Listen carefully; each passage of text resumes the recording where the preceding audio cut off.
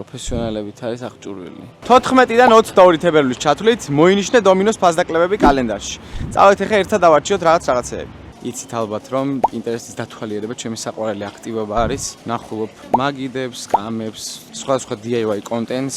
ნახე აი ესეთი აბაზანა და წესით დომინოში ვიპოვი საჭირო მასალას, თან ნახევრად დაჯდება. კედლის ფილა მინდა თეთრი, ან მწვანე. ესეც აი ხო, ზუსტად ეგ არის ესეც.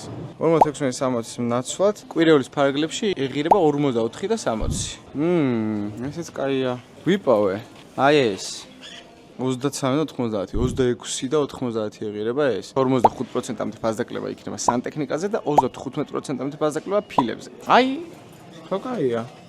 1999 და ფასდაკლების ფარგლებში იქნება 1099.